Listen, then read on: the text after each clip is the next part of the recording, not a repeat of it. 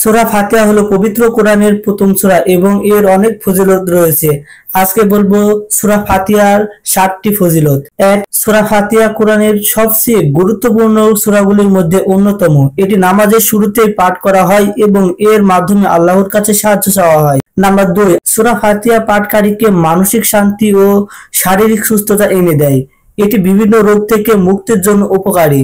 Number 3. সূরা ফাতিহা পাঠ করলে আল্লাহর রহমতের দরজা খোলা হয় এবং বান্দার প্রতি আল্লাহর দয়া ও করুণা বর্ষিত হয়। নাম্বার 4.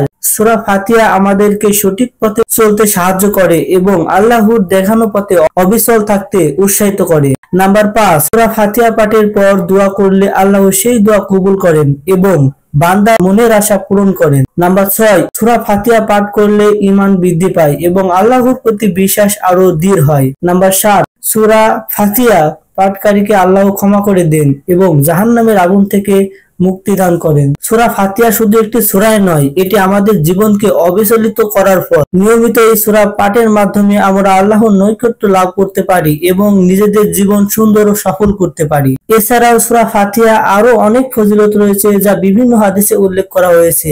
এই সূরাটি নিয়মিত পাঠ করা এবং এর অর্থ বুঝে আমল করার মাধ্যমে আমরা আল্লাহর অশেষ রহমত ও বরকত লাভ করতে পারি।